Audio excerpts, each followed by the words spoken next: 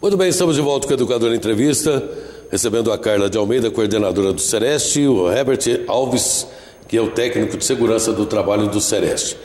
Bem, primeiramente, obrigado pela presença de vocês mais uma vez aqui no programa, Carla e Herbert. Obrigada, bom dia, Claré, bom dia a todos que estão nos ouvindo. Obrigado, Herbert. Bom dia, obrigado. A gente que agradece o espaço, eu vou agradecer aos telespectadores por dar um tempo, nos ouvir um tempinho para falar de um assunto tão importante que é a saúde do trabalhador. Bem, então vamos começar. Para quem não sabe, ainda a gente conversava antes de começar o programa, que ainda está um pouco difícil aqui em Batatais as pessoas entenderem o que é a segurança do trabalho, né?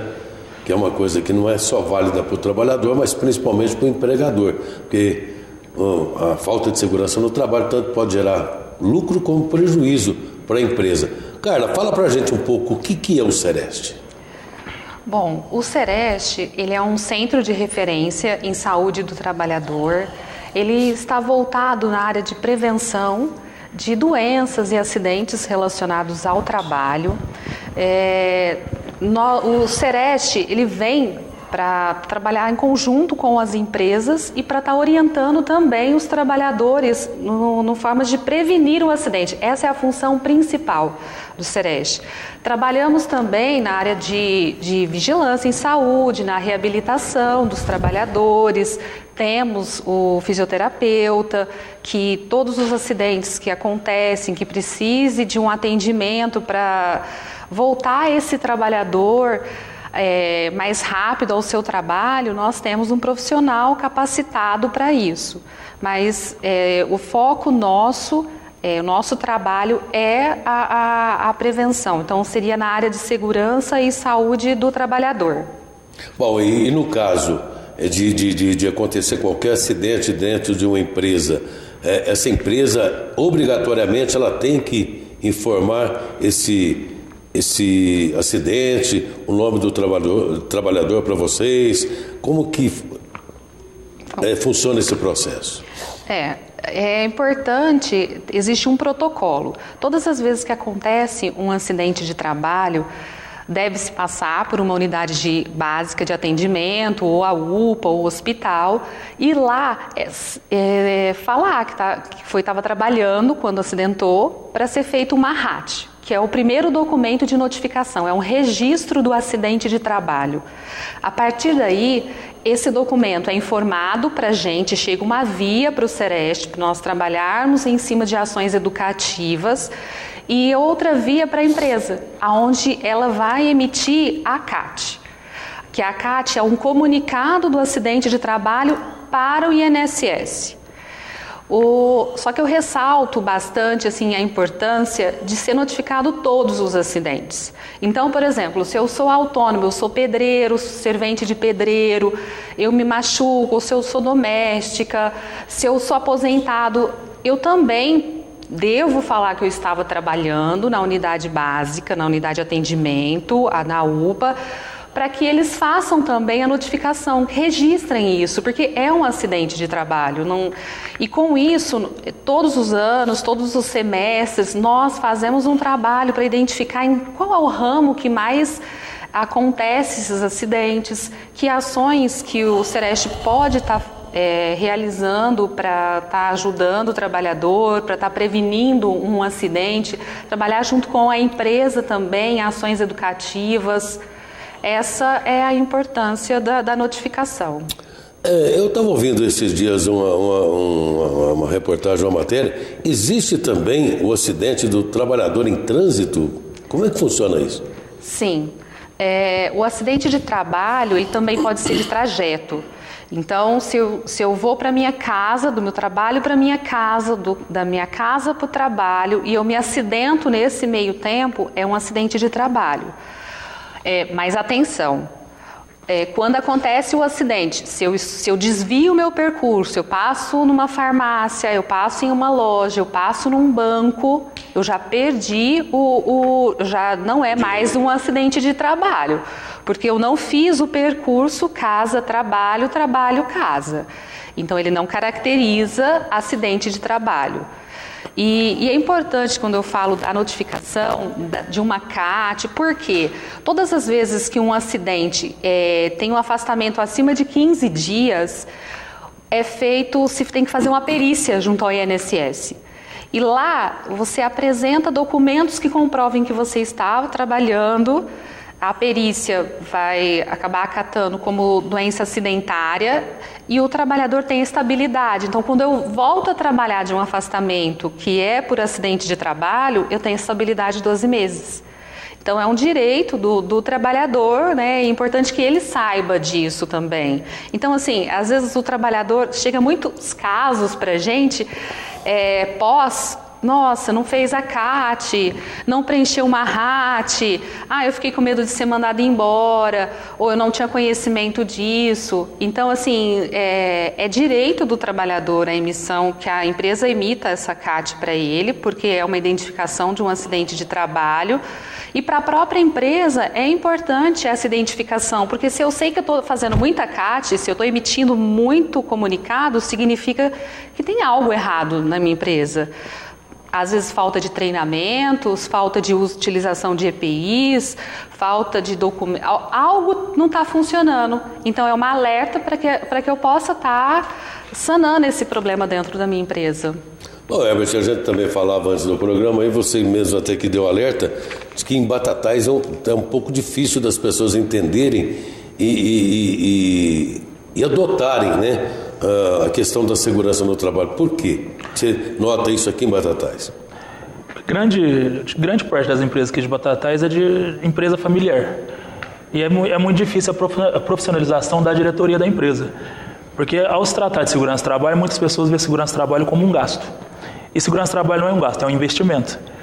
Porque a gente pode ver pelas demandas trabalhistas que a gente tem. Se a gente faz a segurança do trabalho como ela tem que ser feita na empresa, faz a implantação correta, por exemplo, o funcionário, quando ele entra na empresa, é a obrigação da empresa, ela tem que fazer uma ordem de serviço, informar para o funcionário qual atividade que ele vai executar, quais são os riscos dessa atividade e fornecer os equipamentos. E o fornecer o equipamento não é só fornecer o equipamento, tem que fornecer o equipamento, fazer o treinamento com ele, fiscalizar o uso, que é a parte mais importante, que é a fiscalização de uso. Aí isso tudo documentado, porque numa demanda trabalhista a gente levanta toda essa documentação. O juiz ele não está ali a todo momento. Então ele vai ver documento, aí a gente pega uma ação trabalhista, chega lá, forneci o equipamento, mas eu não anotei que eu entreguei o equipamento, não tem documento, não tem prova que eu entreguei. E tem que ser feito, tem que ter a parada dos treinamentos, tem que ter é tempo, mas é um tempo, aos olhos de muitas pessoas, um tempo gasto, mas é um tempo ganhado. Porque isso reflete diretamente nos acidentes de trabalho, porque a gente tem muitos acidentes de trabalho, aqui de Ribeirão para cá, Ribeirão, Brodó, São Joaquim da Barra, Orlândia, Batatais é a cidade que mais acidenta, que tem acidente de trabalho, e funcionário treinado, funcionário capacitado não acidenta.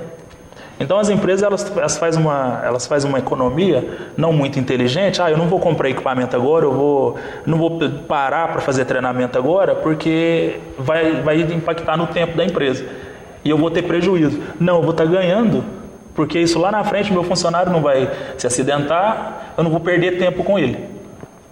Numa demanda trabalhista eu estou documentado. E o mais importante que isso, meu funcionário trabalhou aqui 30 anos, ele vai aposentar, 35 anos. Eu estou devolvendo ele para a sociedade da forma que ele entrou, sem doença, que não é o que acontece hoje, né? Que a coisa mais comum é você ver, e é super comum hoje no Brasil, infelizmente, é você ver trabalhador na fila do INSS, faltando perna, faltando braço, cadeira de roda, isso tudo trabalho. Tinha uma visão antiga que era isso é sinal de hombridade, eu machuquei trabalhando. E não é. A gente vai trabalhar, a gente tem que voltar para casa da forma que a gente foi. É por isso então que em muitas empresas aí, essas que pensam seriamente, eles implantam a CIPA, né? Que é a Comissão Interna de Prevenção de Acidentes. Essa comissão é que vai fazer todo esse trabalho, distribuição do material, de treinamento do pessoal, seria isso? A gente tem a NR5, que na segurança do trabalho a gente tem um livro de normas que a gente tem que seguir, são 36 normas, salvo engano. Então, nessas 36 normas, fala de todas as profissões, a gente tem que seguir. Numa dessas normas é a NR5 que fala da CIPA. A CIPA ela tem como obrigação, que é uma comissão de prevenção de acidente, ela tem como obrigação trabalhar na prevenção. Mas, quando tem, por exemplo, no ramo da metalurgia é comum, acima de 100 funcionários, tem que ter um técnico de segurança do trabalho, que tem uma outra NR que fala sobre o SESMIT, sobre compor o SESMIT, que é o Serviço Especializado em Medicina e Segurança do Trabalho, que são esses profissionais, técnico de segurança, engenheiro, o médico do trabalho, que eles estão ali para fazer um estudo na parte de segurança do trabalho, fazer levantamento de risco, para ver quais problemas de saúde pode dar de acordo com os riscos que tem, fazer aí o médico designa os exames, o técnico de segurança, o engenheiro de segurança do trabalho, ele vai ver quais equipamentos que o funcionário tem que usar, e tem o técnico de segurança para fazer a implantação disso no Parque Fabril. Porque não é só o fornecer o equipamento, tem que fornecer, fiscalizar. Se o funcionário não está usando, por que ele não está usando? Pode ser que ele não tenha se adaptado ao equipamento, tem uma obrigação da empresa adquirir um equipamento que ele se adapte. Ou se ele não quiser usar, a gente tem que fazer a parte de fiscalização, advertência verbal, advertência escrita, porque a gente tem que documentar a empresa em relação a isso também. Porque se o funcionário ele não quiser, por motivos dele, a empresa ela tem que se documentar. E isso cabe a uma justa causa. Então, dei 3 advertências, suspendi o funcionário, ele continua não querendo usar, a gente está embasado para dar uma justa causa. Bem, então dia 27 agora de agosto, a partir das 8 horas na sala de sessões Dr. Altino Arantes da Câmara Municipal, o primeiro seminário de segurança e saúde do trabalho do Sereste de Batatais, que é através da Secretaria Municipal de Saúde. Bem, Carla, fala pra gente então o que vai acontecer nesse seminário. Bom, no dia 27 de julho vai acontecer... Desculpa, eu falei 27 de agosto, né? 27 de julho. Vai acontecer o primeiro seminário na área de saúde e segurança do trabalho. O Sereste está trazendo junto com a Secretaria Municipal de Saúde. O tema principal desse seminário é o e-social. A intenção seria informar um pouquinho mais as empresas, o pessoal do escritório de contabilidade, sobre para tirar algumas dúvidas, para ajudá-los ao impacto que isso daí agora vem causando, tá? Então, lembrando que o e-social, ele começou a ser implantado desde janeiro desse ano, só que ele vem sendo implantado gradativamente. Então, agora em julho entrou algumas informações. Em janeiro já vai ser implantada a parte de saúde, de segurança do trabalho. Então, assim, eu acho que seria uma oportunidade, eu venho aqui convidar todos que têm interesse, que precisem que às vezes querem tirar algumas dúvidas, contatos, que participem desse seminário. É um evento gratuito. Vai ser no período da manhã, a partir das 8 horas, que se inicia-se o credenciamento do evento, e nós contamos assim, com a participação de todos. Mais um detalhe, eu estou pedindo a inscrição antecipada, se puder entrar já no site, se cadastrar, porque já vai ser colocado numa lista de presença, e isso vai facilitar na hora, devido ao espaço que nós temos lá, né? Nós temos uma quantidade mínima. E como é que as pessoas podem... qual é o site que a pessoa já pode fazer a inscrição? www.gso.org.br.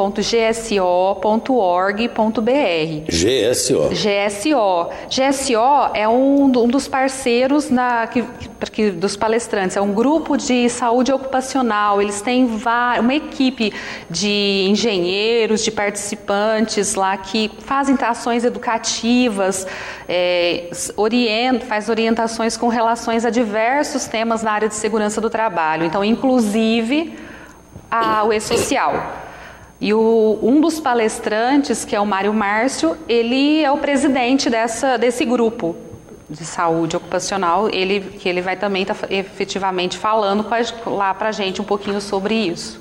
Bom, e esse primeiro seminário, logicamente virão outros, né? Por isso que é o primeiro, ele está aberto aí para empregadores, empregados, como você disse, para contabilistas. Isso.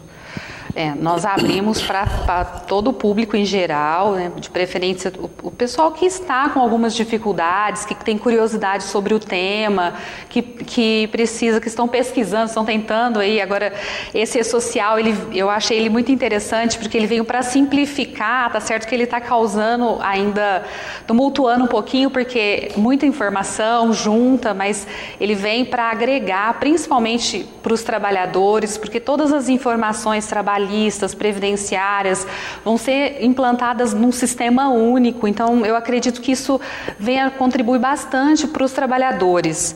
E por essa foi assim, a importância da gente ter trazido esse tema para estar levando essa informação à população, né, ao pessoal em geral. Mesmo porque esse E-Social, eu estava vendo uma palestra esses dias até da ABERT, né, que é a Associação Brasileira de Rádio e Televisão, falando somente sobre isso aí, está causando um certo tumulto, porque tudo que é novo assusta. E parece que as pessoas estão ficando um pouco assustadas, porque estão até dizendo que é uma forma direta ou indireta do governo fiscalizar todo mundo, né? Fiscalizar quem trabalha, quem emprega, enfim. Sim. Quer dizer, sim, ele tá de olho em todo mundo. É isso, será que é o fator primordial desse susto que as pessoas estão levando? Ele vem num ponto que até a gente fica falando do novo, mas ele não é novo. O que a gente vai ter que lançar no sistema do governo é algo que os empregadores já têm que fazer esse trabalho desde 78. Mas... 1978? Desde 78 foi quando eles decretaram as normas regulamentadoras. Mas com uma diferença. Porque antes a gente fazia integração, fazia treinamento com os trabalhadores, faz os programas de saúde, de prevenção, programa de saúde ocupacional. Aí a gente fazia um documento e deixava na empresa. Agora não só, aí a gente deixava na empresa, o fiscal vinha, solicitava a documentação, ele ia, olhava. Agora a gente não faz mais isso. Agora a gente lança no sistema do governo e o sistema automatizado ele já cruza todas as informações e eu tenho que lançar esses eventos periodicamente. Então, por exemplo, a CAT tem o prazo de 1 dia para fazer. Então, o funcionário sofreu um acidente, a gente tem 24 horas para transmitir essa CAT. Se não transmitir em 1 hora, não tem quem fiscaliza isso. Agora, com o sistema, não. O sistema ele já consegue, que é um sistema, ele está migrado entre Caixa Econômica Federal, Receita Federal, Previdência, INSS e Ministério do Trabalho. Então, se tem alguma inconformidade em relação a um clássico que tem, né? Fundo de garantia. O funcionário trabalha 20 anos, aí ele não sai da empresa e não recebe fundo de garantia. Mas agora, mensalmente, que é uma coisa, é uma guia que você tem que recolher mensalmente. Se não depositar seu fundo de garantia, o seu sistema trava, você não consegue nem gerar sua folha de pagamento do mês seguinte, podendo já vir a multa. Então, uma forma de ir juntando todos esses órgãos, vai acontecer o quê? Tem casos de insalubridade. A insalubridade, hoje, acontece de que forma?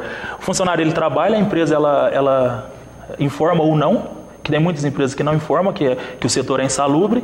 Depois que o funcionário trabalhou 25, 30 anos, ele vai requerer aposentadoria, aí ele pede aposentadoria especial. Está faltando um pouco, ele tenta aposentadoria especial. Uma função que comumente acontece é soldador.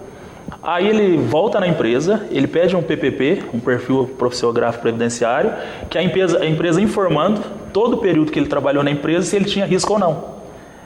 Tem algumas empresas que não informam, porque se ela informar, ela tem que fazer um financiamento da aposentadoria dele. Aí a empresa não informa para não fazer esse financiamento, que ela paga o salário, paga a insalubridade mensal e quando ele for aposentar lá na frente, ela já paga um pouco a parcela da aposentadoria dele. Ela não informando, essa carga fica tudo para o INSS pagar. Aí agora com o E-Social ele vai ter que fazer os exames, cadastrar os programas no sistema.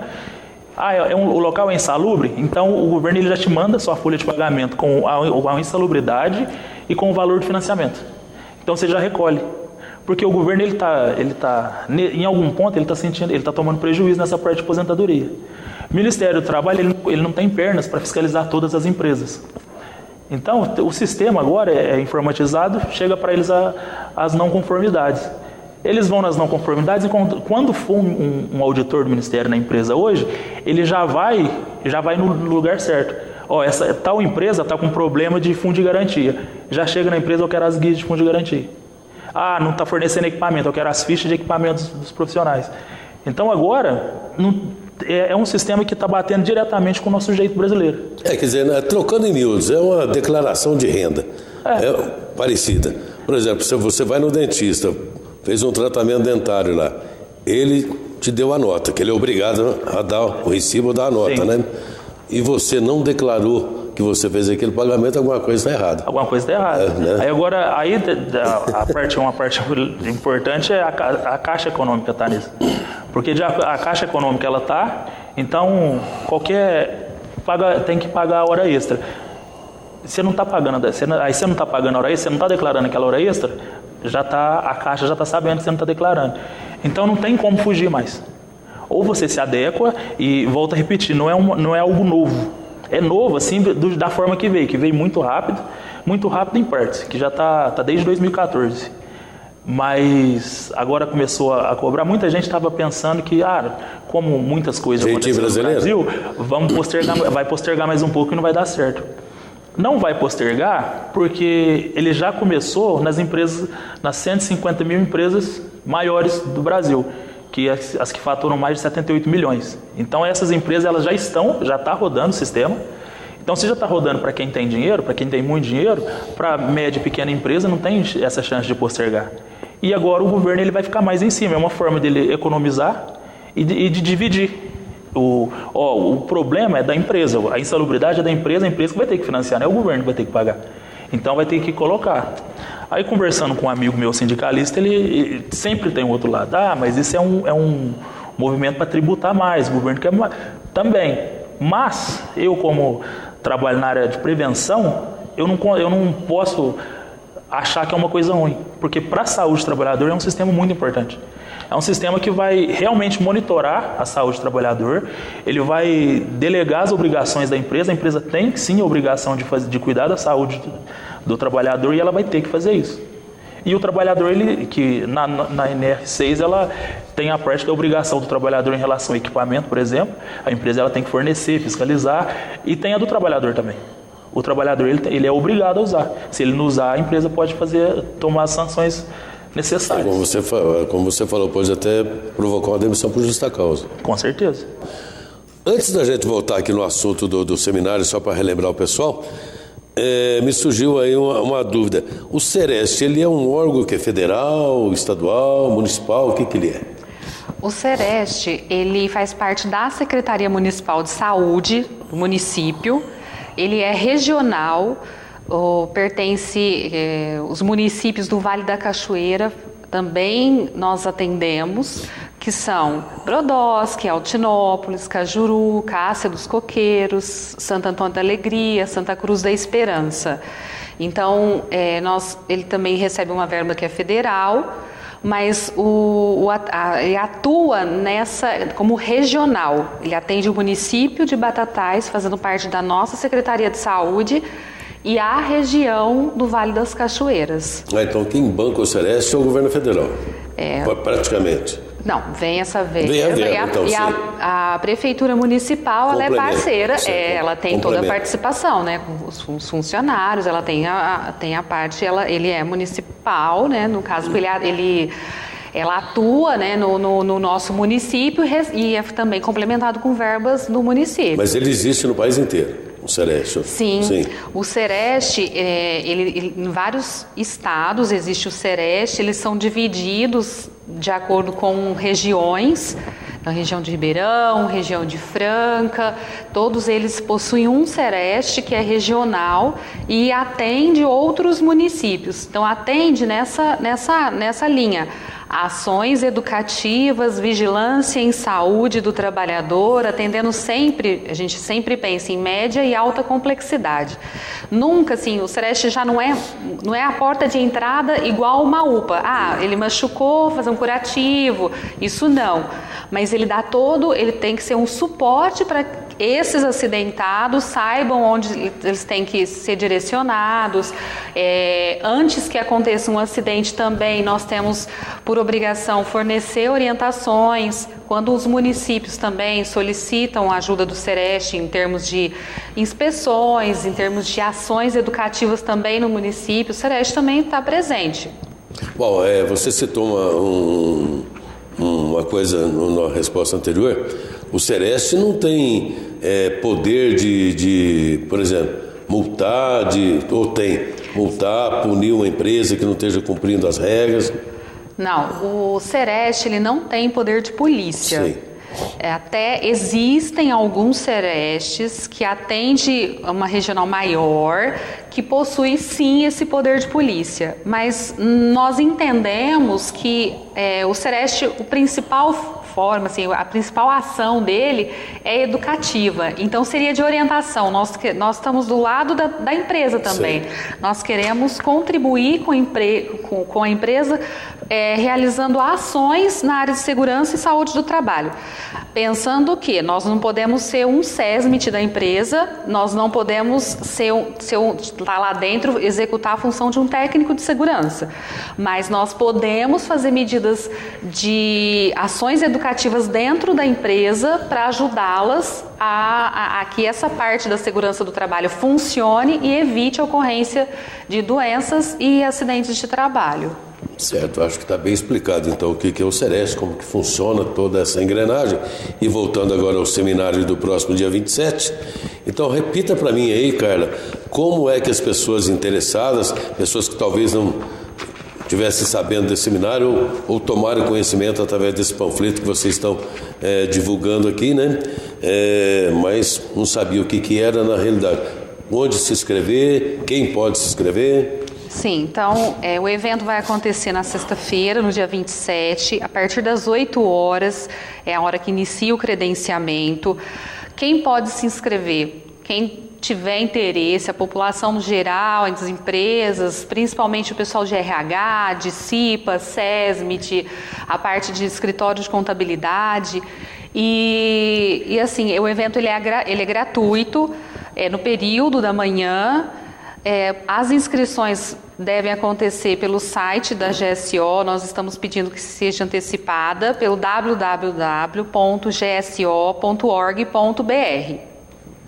Então tá, e até quando que tem que se inscrever, já que é sexta-feira? Isso, nós pedimos, assim, pelo menos assim, até amanhã que faça as inscrições, porque vai ficar aberto enquanto existir vagas. Então, o pessoal vai ter acesso ao sistema até ter vagas. Então, até amanhã pode ser inscrito. Então tá, Carla, obrigado pela tua presença aqui, pelas explicações, você também, Herbert. E como você disse, é um assunto vasto que ficaria, né? Vocês ficariam aqui horas e horas, porque é realmente de grande relevância. Mas a casa está com as portas abertas, sempre que vocês precisarem. Disponha, tá bom? A gente que agradece. É um assunto importante que tá fomentando agora por conta do E-Social. É um assunto que a gente até... Porque chega muito pós-acidente pra gente. A gente até pede uma atenção especial dos empresários, dos empregados também, porque tem muito acidente que acontece que é bobeira.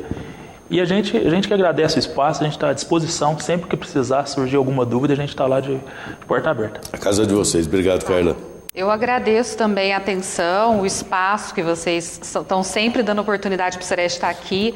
E lembrando, o Sereste fica na Dona Dorama, número 420, o telefone lá é 3662-2301.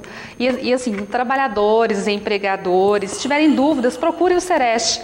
Vá até lá, entre em contato com a gente para estar passando as informações. Dona Dorama é ali na esquininha da Praça do Santuário ali, né? Isso, Dona Dorama na esquina do Banco Santander, ali na praça, junto com o pessoal da Vigilância Sanitária, do controle de vetores. Então tá, tem telefone se alguém tiver alguma dúvida? 3662-2301. 3662-2301. Obrigado, viu? Obrigada. A gente faz um pequeno intervalo e eu volto já com o nosso próximo convidado, o irmão Francisco, que vai falar principalmente hoje da devoção a São Cristóvão, padroeiro dos condutores, dos motoristas. Já.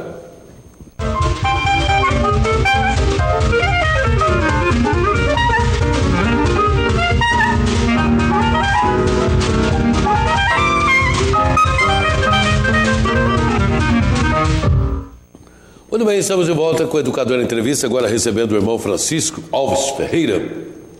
Nós vamos falar aqui sobre São Cristóvão, mas vou falar aqui também de uma coisa que tem muito a ver com os motoristas, motociclistas, condutores. Olha só, gente, se você passar lá no Posto São Paulo ou na CompuService aqui na Vila Maria, você pode retirar esse cupom aqui, que você vai estar concorrendo a uma moto 0 km da promoção Educadora 40 anos. Você pega o cupom, preenche seu nome, endereço, cidade, telefone, seu estado, seu documento de identidade e a resposta, qual a rádio que há 40 anos pega bem.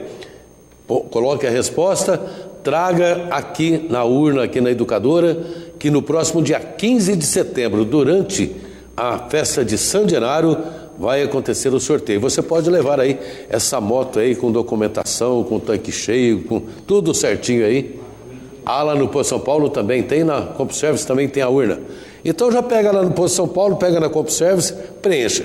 Se você quiser pegar e preencher, estiver passando aqui pela Educadora, nós temos uma urna aqui também, tá? Boa sorte para vocês, participantes.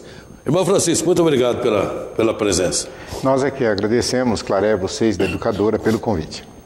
Muito bem, hoje, dia 25, é dia de São Cristóvão, como eu disse, padroeiro dos motoristas, dos condutores. E a gente está acostumado a ver a imagem de São Cristóvão, o santinho de São Cristóvão, carregando sempre um menino, né, no seu ombro, a parte mais alta do seu corpo. Por que essa devoção a São Cristóvão?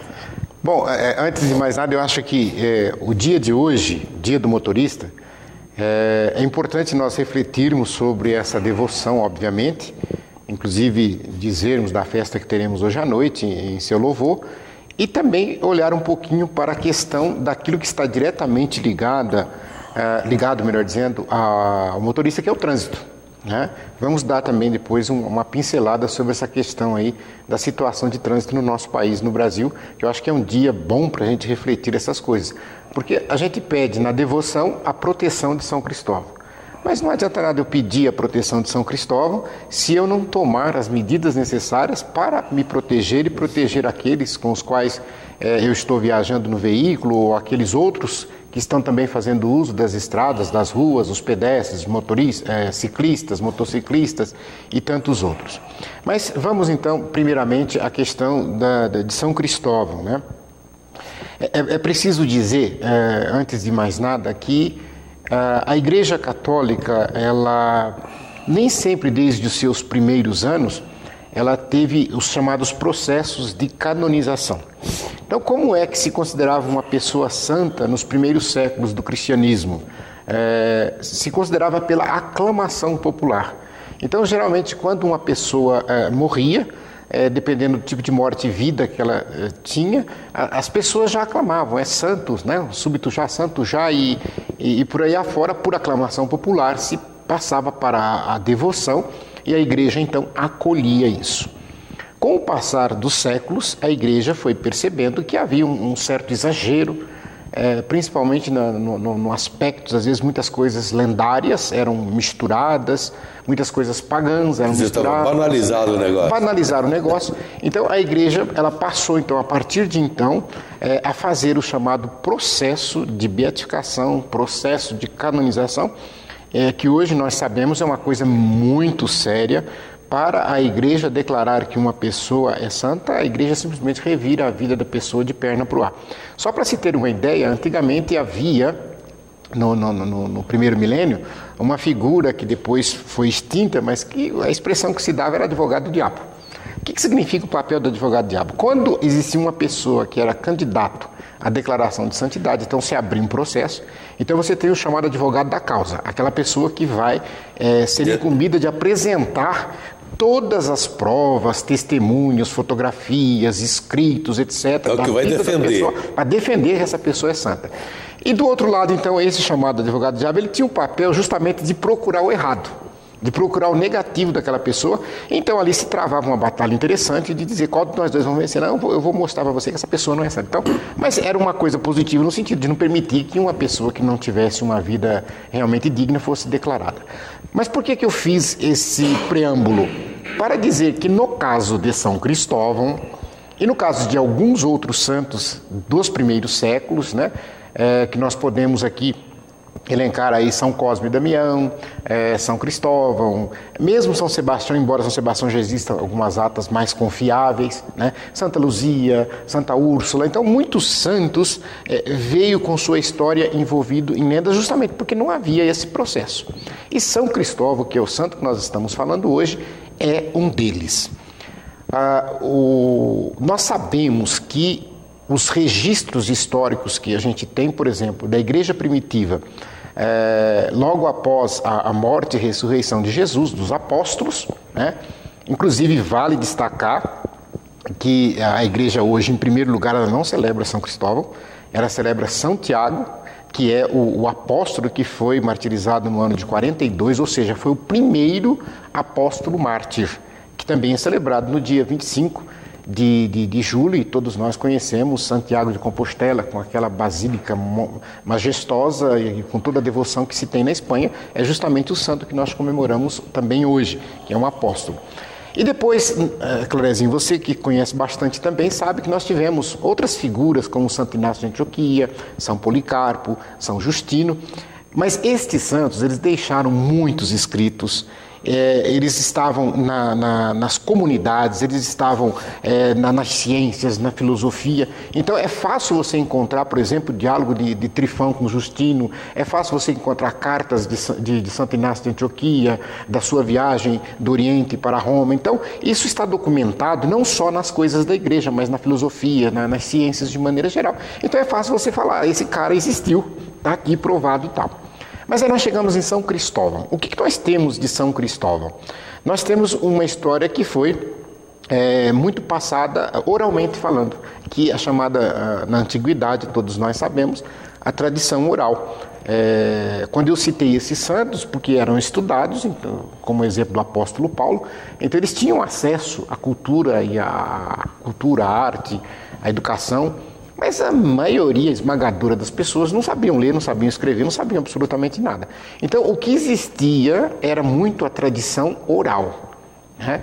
E no caso de São Cristóvão... É o boca a boca. Exatamente, eu vou falando de ouvido a ouvido. E aí nós não podemos esquecer que quem conta um conto... Aumenta um ponto. Quando eu pego uma coisa escrita, não tem como eu acrescer nada dela. Daí a Sagrada Escritura, que está aí há tantos séculos, é justamente intacta. Agora, quando eu vou falar alguma coisa, eu geralmente tenho a tendência de aumentar ou de esquecer alguma coisa daquilo que de fato aconteceu. No caso de São Cristóvão, o santo que nós temos como padroeiro e patrono dos motoristas, dos viajantes, né? Nós colocamos o seguinte... O que se tem de notícia dele é que ele teria nascido, alguns relatos, e todos eles posteriores, viu gente? Dizem que ele teria nascido na Palestina, outros dizem que ele teria nascido onde hoje se situa a Arábia Saudita, e uma corrente maior diz que ele teria nascido onde hoje se tem o território da Turquia. E quando ele nasceu, era uma criança que foi crescendo e os pais perceberam que ele tinha um físico muito avantajado e diz então de São Cristóvão que ele foi, o nome dele era Réprobus, né? E foi um jovem muito alto, muito forte, muito musculoso, cuja estatura ultrapassava aí os 2 metros. Nada aqui colocado de lenda de gigante de 4, 5 metros, nada disso. É uma pessoa que, como temos hoje aí várias pessoas com 2,20 m, 2,30 m, e talvez São Cristóvão fosse um desses, mas ele era muito forte, muito avantajado. Então, essa história se tem de São Cristóvão. Ele não era, num primeiro momento, cristão, né?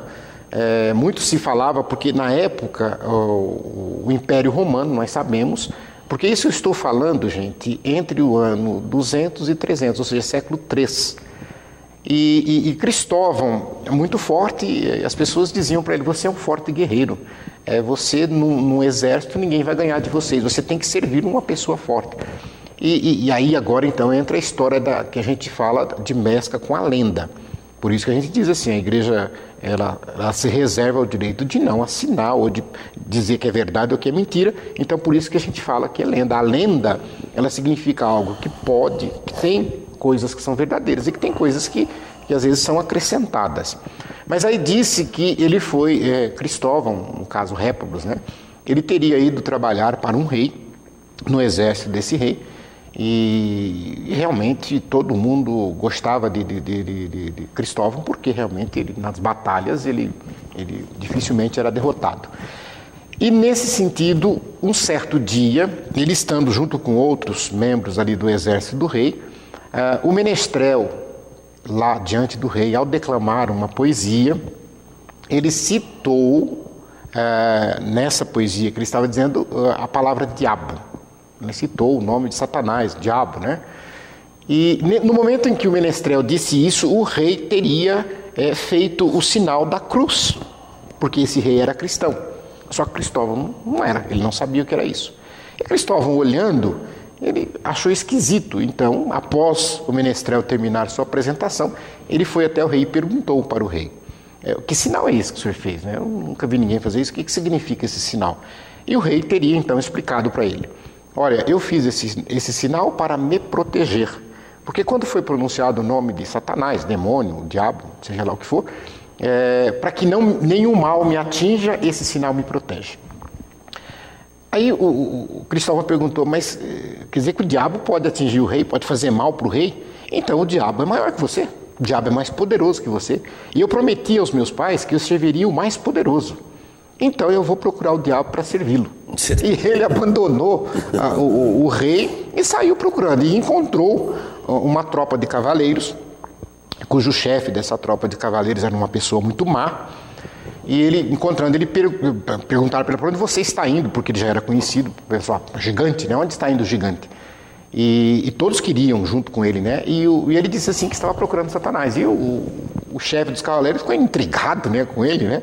Porque tal, e até em tom de zombaria teria dito para ele: por quê? Ele falou: não, porque o rei tinha medo, então o Satanás deve ser muito. E o chefe dos cavaleiros: não, mas então eu sou essa pessoa má, eu sou Satanás. Cristóvão, então eu vou te servir.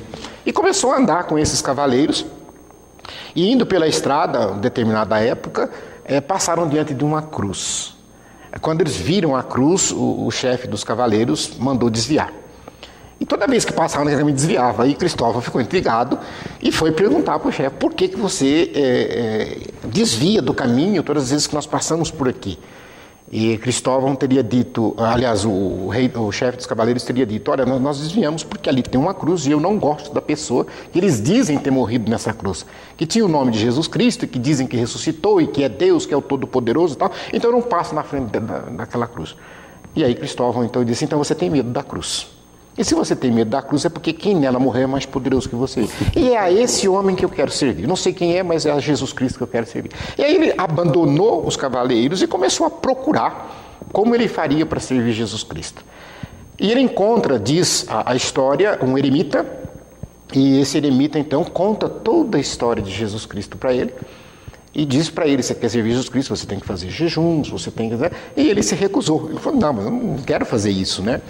E aí ficou aquele impasse: eu quero servir, mas você tem que fazer o bem para as pessoas. Servir Jesus é fazer o bem para as pessoas. Então fala o seguinte: tem um rio aqui, onde as pessoas têm uma dificuldade tremenda de atravessá-lo, porque ele, dependendo da altura da pessoa, ele não dá pé. E principalmente quando tem senhoras ou famílias com crianças e animais, tem que carregar no colo e é perigoso, então às vezes se escorregar e cair dentro do rio.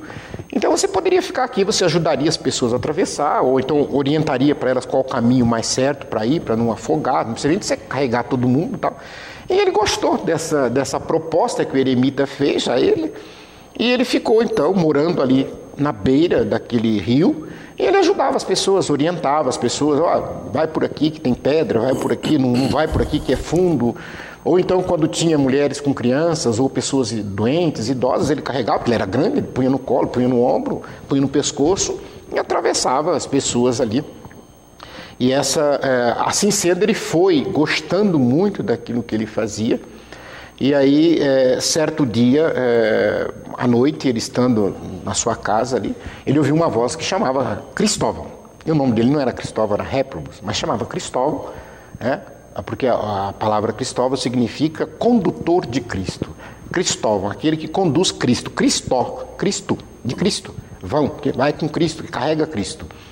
E ele ouvindo esse chamado, não viu ninguém, e depois de insistentes chamados, e nos faz lembrar, quando a gente conta essa história, muita gente critica, muita gente dá risada, muita gente fala que pode ser lenda, que realmente pode ser, não importa, mas o importante é que eu não quero olhar essa questão da lenda, mas a questão da fé, e eu faço um comparativo. O que te leva a acreditar no chamado de Samuel, né? E não acreditar aqui no chamado de Cristóvão, né?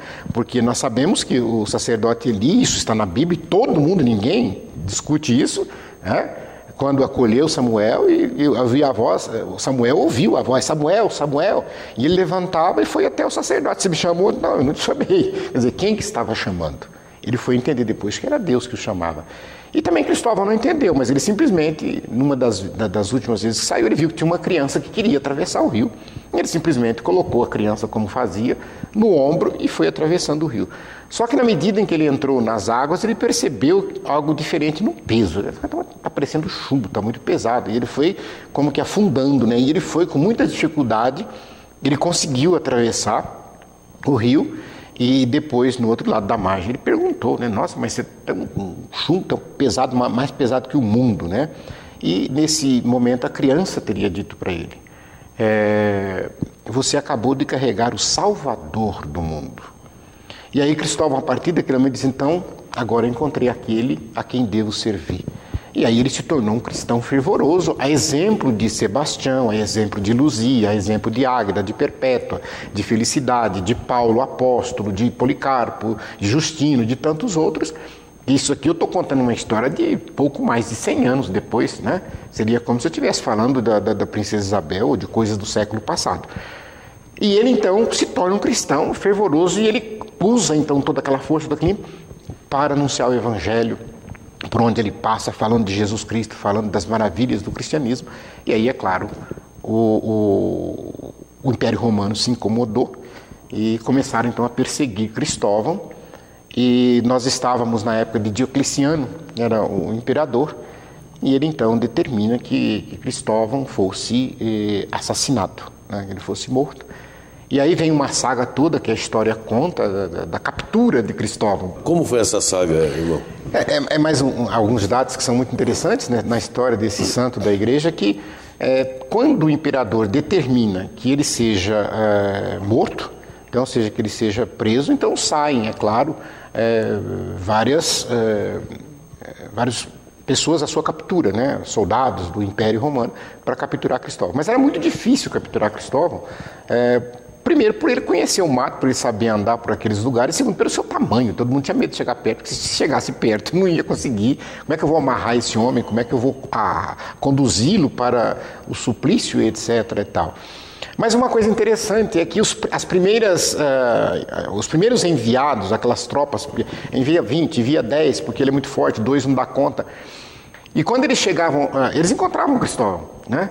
E quando eles iam pendentes, iam conversar, porque é o medo, né? E Cristóvão falava de Jesus, e eles acabavam convertendo. Ele converteu muitas pessoas que foram para prendê-lo.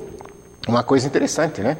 E essas pessoas, muitas delas morreram quando voltavam ou abandonavam o exército romano por causa da fé, e o imperador ficava cada vez mais bravo porque estava perdendo soldado por causa de Jesus Cristo, por causa da pregação de Cristóvão, e aí ele começou a matar esses soldados que se convertiam. E Cristóvão, vendo isso, quando foi a última tropa enviada para prendê-lo, ele falou assim, não quero que vocês morram, porque se eu estou anunciando Jesus, vocês estão convertendo para morrer, então eu estou sendo causa da vossa morte, deixando viúvas, etc. e tal, então vocês podem me prender. Né? E ele disse, mas como não prender? Não, então ele se deixou amarrar para ser conduzido para a prisão, para o seu suplício, para que aqueles soldados que ele estava convertendo não sofressem as consequências. Olha que coisa interessante do verdadeiro ser cristão. E aí Cristóvão, então, é levado para a prisão, e na prisão, quando interrogado, ele fala de Jesus Cristo, fala da sua conversão. E antes de que acontecesse o suplício, o imperador, na verdade não o imperador, mas o responsável lá da região pelo Império Romano, né, o enviado, o legado lá, o tipo Pôncio Pilatos, Herodes da época, ele então, o governador romano da região, quer desmoralizar Cristóvão, porque consequentemente desmoralizaria o cristianismo.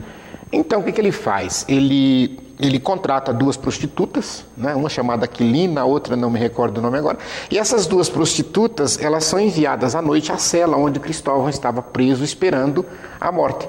E elas são enviadas, são pagas para poder realmente manter relação sexual com ele. E assim depois dizer, tudo aquilo que você estava dizendo, você estuprou, desmoralizar tudo.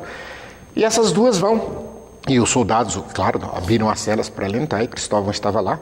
E as 2, ao tentarem, Cristóvão começou a falar para elas, e a pregar, e a falar de Jesus Cristo, a falar da fé, a falar para elas saírem daquela vida, etc. E tal. As 2 se convertem, quando o soldado chega, elas estão louvando e agradecendo a Deus na cela junto com Cristóvão. Aí retiraram as 2, mandou matar as 2, né? Um absurdo, mas foi isso que aconteceu, segundo a história. E aí então São Cristóvão vai para a sua fase final do martírio. Ele é colocado num caldeirão com piche. Já porque a região tem bastante, né? O que não falta lá é o petróleo, então o piche é subproduto dele. Ele é colocado num caldeirão com piche, mas o caldeirão se rompe, a piche cai, ele queima um pouco lá, mas não morre. Depois tem o episódio das flechas, a exemplo de São Sebastião, era muito comum usar os arqueiros, né, do exército para lançar flechas. Algumas atingiram, outras não. Tem aí a gente acredita a lenda, mas eu vou falar que uma das flechas teria parado e o comandante que estava ali ficou esquisito, o que está acontecendo, e chegou lá perto, a flecha teria ferido o próprio comandante. E nesse momento Cristóvão teria dito, olha, eu vou morrer amanhã. Eu vou morrer amanhã. E você pega o meu sangue junto com o barro e você passa, que o ferimento vai sarar. Né? E no outro dia, então, foi a última etapa, que aí eles diziam, aqui não tem jeito. Porque às vezes, na história antiga, a gente vê muitas formas de tentar matar e não conseguia, né? Matar pedrada, flechada, não sei o quê. Então aí tinha uma forma que não tinha como, separa a cabeça do corpo. Então, São Cristóvão foi decepado. Né? Ele teve a cabeça separada do corpo, e então aí ele veio a morrer. E aí, a partir da sua morte, né? Muitas lendas apareceram muito mais, então, né? Principalmente a lenda vocês vão ver na imagem de São Cristóvão, quem for a igreja hoje de São Cristóvão, ele carrega um cajado que era para justamente tocar no rio, para saber onde era fundo, onde tinha pedra, onde não tinha, que teria ele enterrado isso, teria nascido palmeira com fruta. Então, muitas coisas envolvendo essa história. Mas a devoção dele é que foi algo assim extraordinário de se explicar. Porque você sabe muito, Clarezinho, você acompanha bastante, nós não conseguimos criar uma devoção.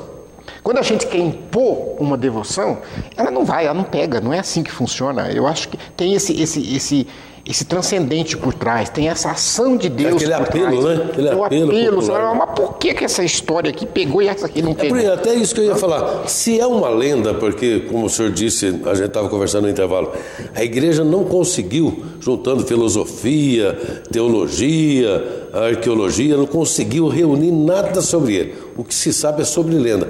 Como que se criou, então, essa devoção em torno dele? Então, essa devoção... Em torno de uma coisa que não... É acreditar no que não se vê? Exatamente, acreditar no que se vê. É a devoção. Aí está, realmente, a raiz da devoção popular. E o que a igreja faz? A igreja não despreza, a igreja católica, ela usa todo esse devocionismo popular que existe para poder evangelizar. Então nós pegamos, quando eu pego essa história de São Cristóvão, então você viu, eu fui falando aqui, quantas coisas você vê no Evangelho que está ali. Por exemplo, dele dar a própria vida para que os soldados não morressem, dele converter as prostitutas, dele estar ajudando os que precisavam naquele momento de através. Então, ou seja, tem muita coisa aqui que é Evangelho puro. Então, quando nós falamos de devoção popular, então, por exemplo, os santuários que nós temos, a devoção ao Senhor Bom Jesus, né? Nós sabemos no Brasil tem muitos lugares, devoção ao Senhor Bom Jesus, que algumas brotaram, outras foram impostas. Por exemplo, nós sabemos aqui na nossa cidade, nós temos, né? Basta ver que o decreto de criação da nossa paróquia, a mais antiga da diocese, foi assinado por Dom João VI. Não foi assinado por Papa, não foi assinado por Bispo, não foi assinado por uma autoridade política. E nós sabemos, o Padre Pedro, ele tem passado nas paróquias explicando essa belíssima história que ele conta, como ninguém que ele conhece. E nós sabemos que, de repente, você escolhe, às vezes, um padroeiro para agradar um ou outro, e você fala assim, por que essa devoção não pega? Porque a devoção não é assim. Aí a gente pergunta, nós temos aqui o Bom Jesus, da Cana Verde. Isto. pessoal sai daqui há 30, 40, 50 anos, inclusive muitos eu sei que vão até a pé para ir no Bom Jesus da Lapa, que é Jardinópolis. Devoção popular. E no dia 6 de agosto aqui... Devoção popular. Por exemplo, nós temos aqui em Santo Antônio da Alegria uma coisa que também faz parte do devocionário popular, que são as congadas. Não adianta eu já trouxe congada de Santo Antônio, já participaram aqui, o Santana traz aqui, mas não adianta eu querer pegar e implantar. O ex-prefeito saudoso Zé Fleria tentou trazer a congada e implantar aqui, não conseguiu. O que é popular é o povo, você não implanta contra a vontade. E no caso das devoções existe um mistério por trás. Existe um mistério por trás e nós precisamos entender isso. Então, quando nós falamos de São Cristóvão, patrono dos motoristas, nós não podemos esquecer. E até aproveito, Claré, para convidar, e antes do convite eu quero fazer um agradecimento, se me permite. Primeiro, olha aí, usando a devoção popular, agradecer a toda a paróquia do Imaculado Coração de Maria, chamada popularmente de Santa Cruz, aqui do Castelo, na pessoa do seu pároco, Padre Reni, que já há vários anos vem usando dessa devoção popular de São Cristóvão. Ele faz uma manhã belíssima, junto, em parceria com o Terreirão. Desculpa, mas não posso deixar de falar. Ele faz essa parceria com o proprietário do Terreirão, onde é cedido espaço para a festa de São Cristóvão. Ele, claro, faz num domingo, porque se cai no dia de semana como hoje é difícil, as pessoas trabalham, alguns ainda já estão voltando das escolas, etc. E ele faz aquela manhã onde nós passamos lá das 8 até as 11 horas, abençoando, rezando para os motoristas e os veículos que lá foram. Depois ele celebra uma missa sertaneja. O que é missa sertaneja? Não tem gente que você fala missa sertaneja, vira uma cova, porque... Mas é devoção popular, meu povo, não adianta. A missa é a missa, pelo amor de Deus, eu sou teólogo e eu sei disso. Missa é missa. Mas ele faz uma missa com esse viés do popular, uma animação sertaneja. Uma animação, umas músicas, e depois o almoço, e ele pega tudo aquilo que arrecada, é claro que você cobre as despesas do que você comprou de alimento, dos funcionários que trabalham, dos próprios artistas que se apresentam, alguns até nem cobram nada, e você pega esse dinheiro e ele sempre ajuda a comunidade missionária Divina Misericórdia. Há vários anos ele faz isso. Então está aí a beleza, né? De repente, aquela pessoa que está agora lá na comunidade, comendo, almoçou lá conosco, já almoçaram, porque eu saí de lá e já estavam almoçando. Almoçou conosco, ele nem sabe, de repente, que aquela alimentação foi comprada com o dinheiro que a paróquia usou de uma devoção popular para arrecadar.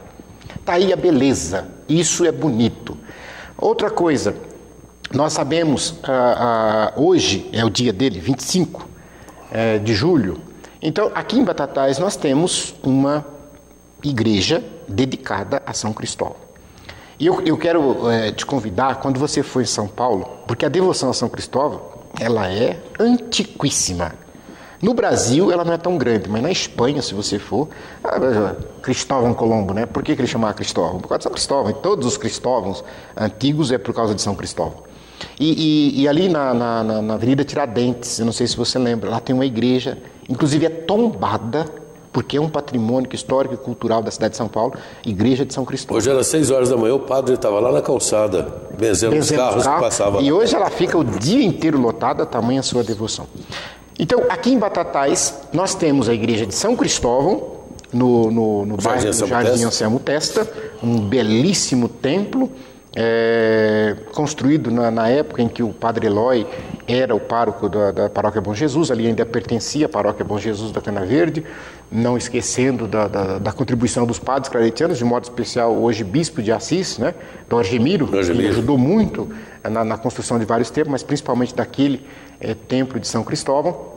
Então, hoje, aquele templo pertence à paróquia Santa Rita de Cássia. Então, hoje à noite, a partir das 19 horas, as portas da igreja estarão abertas para receber todos vocês, devotos e devotas de São Cristóvão, motoristas, motociclistas, que queiram participar conosco da Santa Missa, e aí onde nós vamos meditar sobre o Evangelho de Nosso Senhor Jesus Cristo. E depois, nós teremos uma procissão com a imagem de São Cristóvão e depois a bênção dos carros. Todos os veículos que estiverem lá, eu, juntamente com o Padre Nilci, estaremos abençoando os veículos que lá estiverem. E isso é de suma importância, porque nós pedimos a bênção. E toda oração na Igreja Católica, ela termina da seguinte forma: por nosso Senhor Jesus Cristo, vosso Filho, que convosco vive e reina na unidade do Espírito Santo. Amém. Eu estou pedindo apenas a intercessão. É interessante porque, eu digo assim, a gente fala demais, né? Tem que cortar, senão não para. Mas temos que aproveitar o máximo tempo que temos. Mas quando nós pedimos a intercessão, seja dos santos, dos anjos ou da Virgem Maria, e às vezes nós somos muito criticados e ficamos preocupados. Não precisamos ficar preocupados. A intercessão significa eu pedir para que alguém interceda por mim, não para que a pessoa faça por mim. Vamos supor um exemplo. Você não conhece ninguém aqui na educadora, tá certo? A não ser o Clarezinho que está aqui me entrevistando. Você conhece porque encontrou com ele numa festinha, ou tal, é teu vizinho, ou qualquer coisa assim.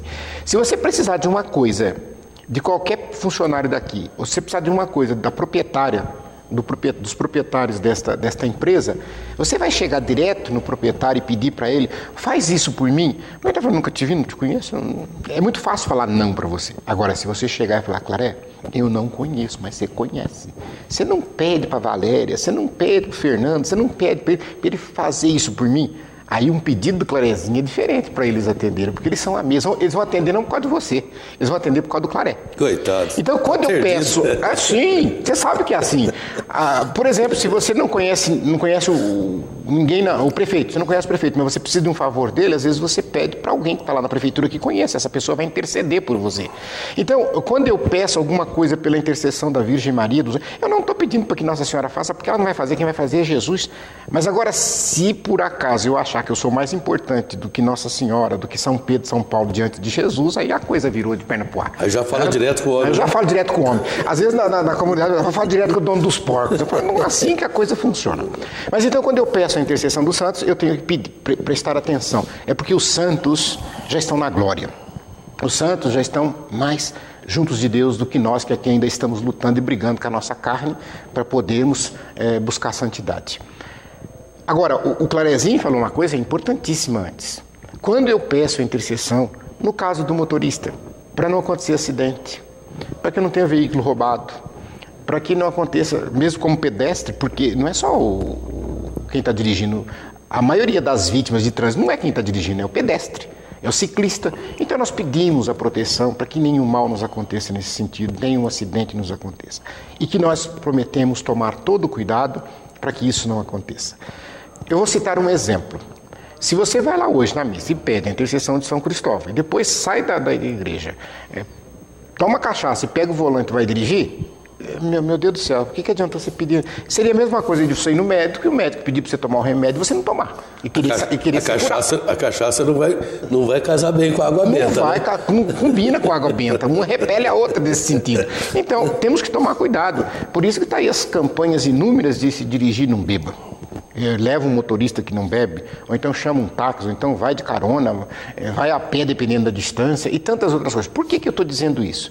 Porque como hoje é dia do motorista, nós estamos aqui falamos dessa belíssima história do patrono dos motoristas, é momento de nós refletirmos em relação ao nosso país e, obviamente, à nossa cidade, aos nossos bairros. Eu trouxe alguns dados aqui que eu faço questão de passar, que são dados da Organização Mundial de Saúde.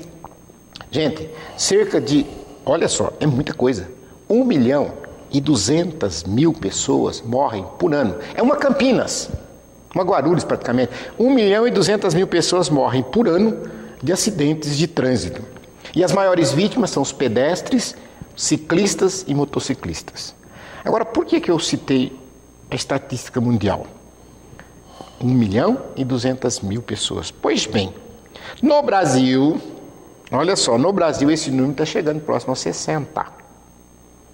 O que significa dizer isso? Significa dizer que se nós tivéssemos 20 países com a média do Brasil, dava 1.200.000. Só que o mundo tem mais de 200 países. O nosso país não é o de maior população. Eu vou fazer um parâmetro com os Estados Unidos. E por que eu faço um parâmetro com os Estados Unidos? Porque eu acho que os Estados Unidos não é modelo para ninguém. É muito bagunçado, às vezes um pouquinho, muito parecido conosco no sentido do trânsito. Não é uma Suécia, não é uma Suíça. Os Estados Unidos, só para você ver e fazer a comparação da preocupação que hoje é dia de refletir nisso. O Brasil, eu falei que mata quase 60, e o Brasil tem 400 mil pessoas com sequela por ano. 400 mil pessoas que ou ficam sem braço, sem perna, aleijado, cego, ou tem que ficar fazendo tratamento, ou vai para cadeira de roda, etc., que são as chamadas sequelas. Muito bem, os Estados Unidos, ele mata 30 mil pessoas por ano no trânsito. Metade do Brasil, praticamente. Metade do Brasil, praticamente. Só que os Estados Unidos têm 70% mais de população do que o Brasil. A população americana é maior do que a população brasileira. E se não bastasse isso, o que mais assusta é que para cada veículo brasileiro nós temos 6 norte-americanos. Ou seja, a frota dos Estados Unidos é 6 vezes maior do que a frota do Brasil. Então lá tinha que matar mais 6 vezes mais gente do que aqui. Então tem alguma coisa que está errada, que eu tenho que parar e no dia de hoje refletir por que o trânsito brasileiro é tão violento. Nós vimos aí as leis serem aprimoradas, nós poderíamos... a lei seca, poderíamos citar aqui, olha só, vou citar para vocês o tanto de medidas que foram tomadas e que diminuíram no primeiro momento, mas depois começou a subir de novo. Cinto de segurança, que é o mais antigo, quem não lembra disso? A briga que foi porque ninguém queria usar cinto. E quando passaram a usar cinto, nós vimos tanto que diminuiu o número de mortes.